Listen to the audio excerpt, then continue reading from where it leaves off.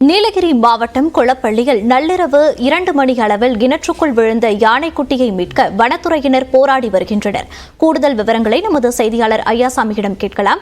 ஐயாசாமி, இந்த குட்டி யானையை மீட்க என்னென்ன ஏற்பாடுகள் எல்லாம் செய்யப்பட்டிருக்கு? வனத்துறையினர் தரப்பிலிருந்து என்ன விளக்கம் கொடுக்கப்படுது? விவரங்களை பதிவு பண்ணலாம்.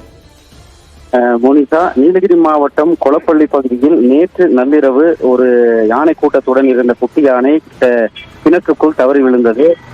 இந்த நிலையில் இந்த யானையை மீட்கும் பணியானது இன்று காலை 8 மணி முதல் தொடங்கப்பட்டது. சுமார் 4 மணி நேரத்தை கடந்தும் இந்த குட்டி யானை கிணற்றுக்குள் இருந்து மீட்கப்படாமல் உள்ளது. இதனால் வனத்துறையினர் தீவிரமாக குட்டி யானையை கிணற்றிலிருந்து மீட்க முயற்சியை மேற்கொண்டுள்ளனர்.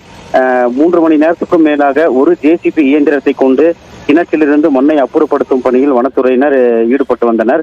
தற்பொழுது மீண்டும் மற்றொரு ஜேசிபி என 2 ஜேசிபிகளும் இந்த குட்டி யானையை மீட்கும் பணியில் ஈடுபட்டுள்ளன.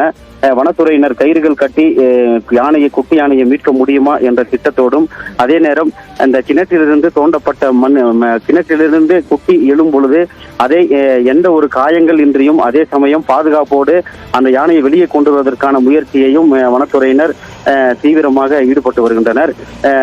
இதன் அருகே பொதுமக்கள் யாரும் செல்ல வேண்டாம் எனவும் வனத்துறையினர் அறிவுறுத்தியுள்ளனர்.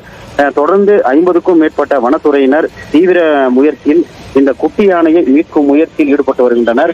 ஒருபுறம் தாய் யானை ஆக்ரோஷத்துடன் சுற்றித் திரியும் நிலையில் அந்த யானை குட்டி யானையின் அருகே வராதவாறு இந்த வனத்துறையினர் ஒரு குழுவாக இருந்து அந்த யானையை துரத்தி வருகின்றனர்.